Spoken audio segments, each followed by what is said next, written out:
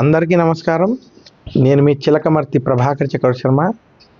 2026 సంవత్సరం ఏ ఏ రాశులకి మంచి ఫలితాలు ఉన్నాయి, ఏ ఏ రాశులకి ప్రతికూల ఫలితాలు ఉన్నాయి, ఏ ఏ రాశులకి మధ్యస్థ ఫలితాలు ఉన్నాయి ఒకసారి తెలుసుకుందాం.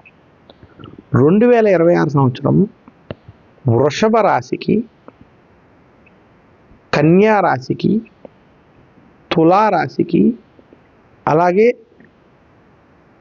ముఖ్యంగా ఏలినాట్యంలో ఉన్నప్పటికీ మీన రాశికి కూడా, ఈ 4 రాశులకి కలిసి వచ్చే సంవత్సరంగా మనం చూడాలి. శుభ ఫలితాలు ఇచ్చే సంవత్సరంగా చూడాలి.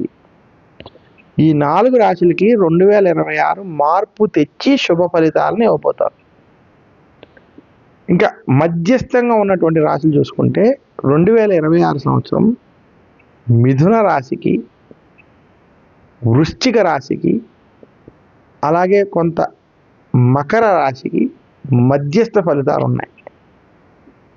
ఇంకా మిగిలిన రాశులు అయినటువంటి మేషరాశి, కర్కాటక రాశి, సింహరాశి, అలాగే ధను రాశి, మకర రాశి, కుంభరాశి, ఏవైతే ఈ రాశులు ఉన్నాయో వీళ్ళకి కొంత ప్రతికూల ఫలితాలు అధికంగా ఉన్నాయి.